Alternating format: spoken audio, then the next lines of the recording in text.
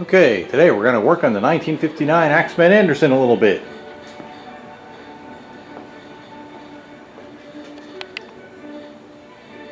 Been here for 2 years, all hooked up and heating the house and all that stuff, and heating domestic water.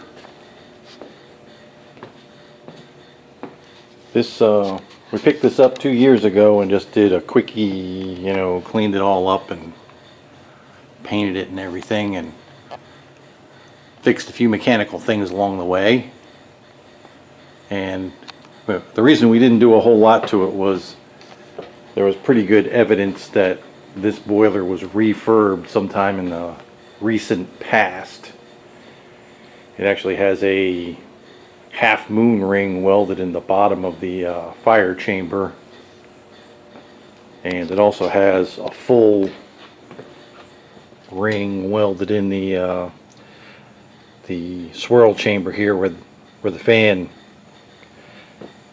basically at the outside of the fan. That's a wear area on these boilers. The metal actually wears down because the fan constantly pelts that area, the big round area of the boiler, with fly ash and debris and stuff from the fire.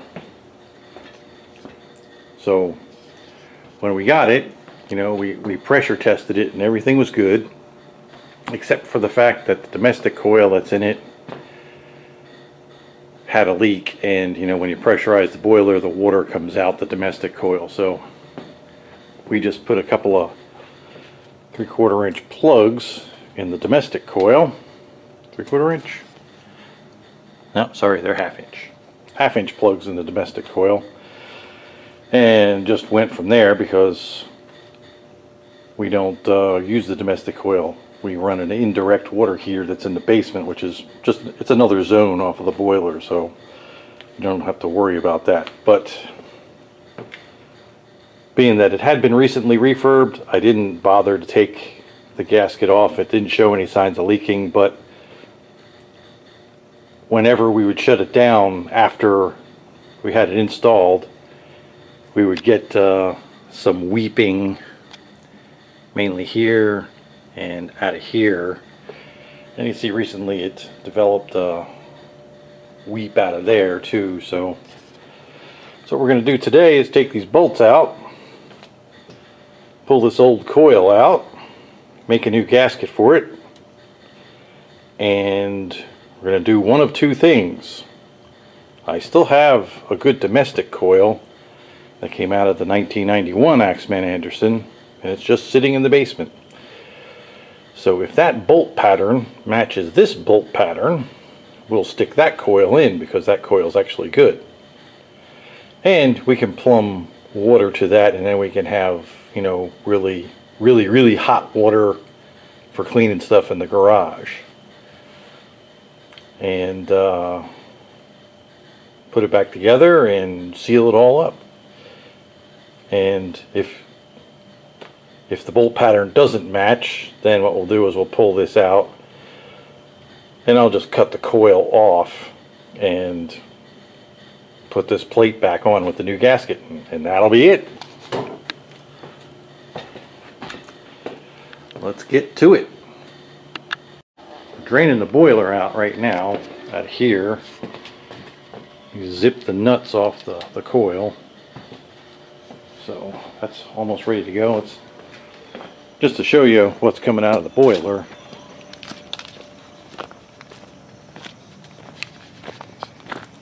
That water looks nice and clean. So no rust or anything developing in this heating system.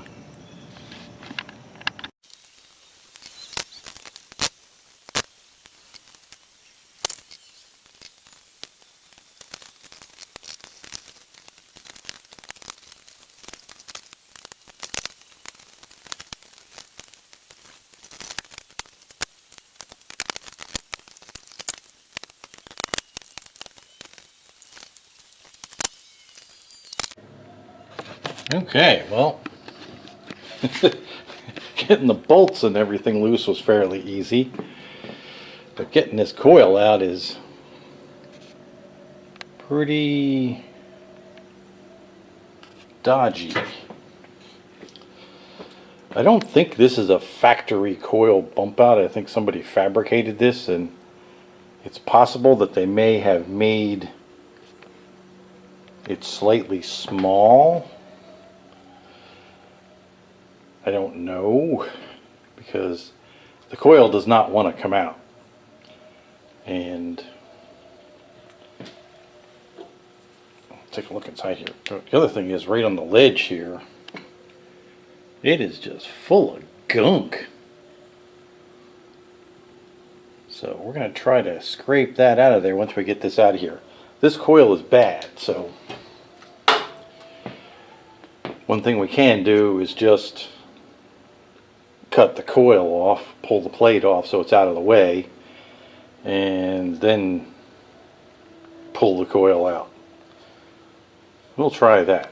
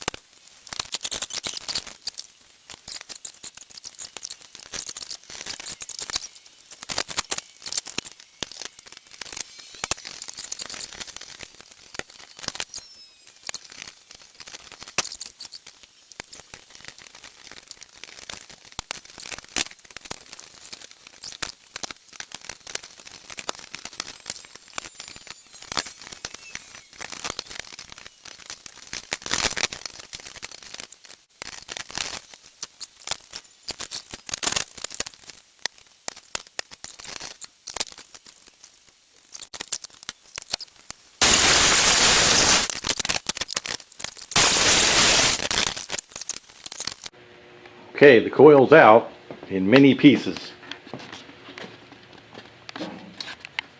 There's the hole. A lot of muck in here. Look at all this crap. Ugh. There's what's left of the coil. So, probably gonna try to rinse this out a little bit. Looks kind of gunky in there, so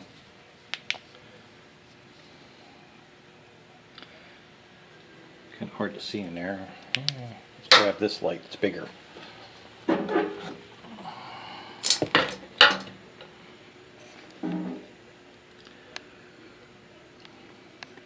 Pretty interesting that the water that came out was like nice and clear. I guess this stuff just sits on the surface and doesn't get agitated at all. You can see right there in the back is the feed tube. Actually goes through the boiler. This other round pillar looking thing back there is the exhaust passage, which is the cyclone separator.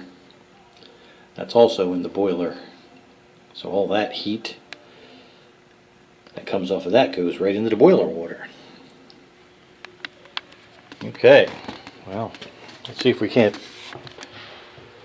do some flushing here.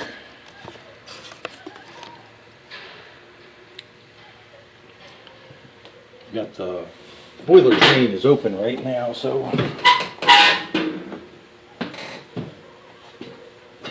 whatever we flush out should go out there.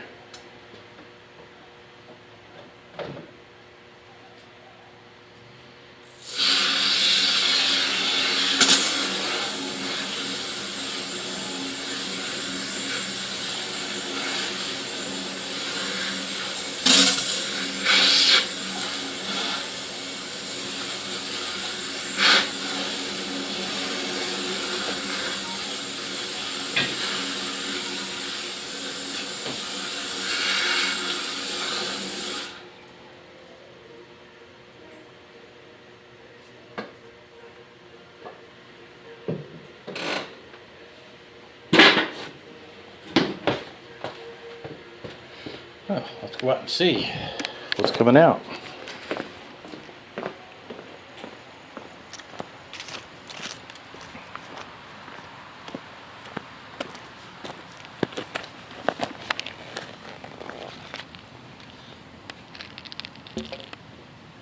Still looks pretty clear.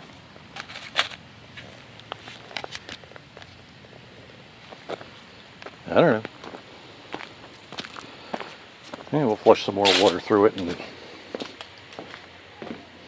hopefully that'll be that. Then we'll start trying to put it back together. I think I've abandoned the idea of putting the other coil in here just because it's not I know it won't come out easy. That means it probably won't go in easy, so we'll just save that coil for somebody who needs it. Okay, I think we're ready to put this thing back together. Made a gasket out of some sheet rubber. I buttered up the surface here with some RTV and this surface with some RTV. Just a thin coat to fill in any gaps or anything. And we wire wheeled all these bolts so they should go together good. So now we'll put it together.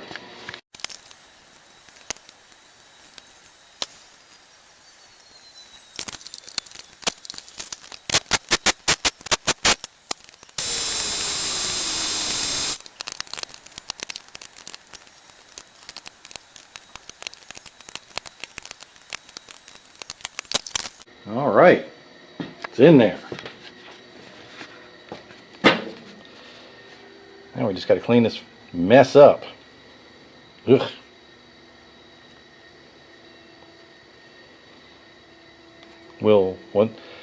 Once we pressure it up and make sure it doesn't leak, and probably sometime after we fire it up, we'll probably trim the excess off of this gasket.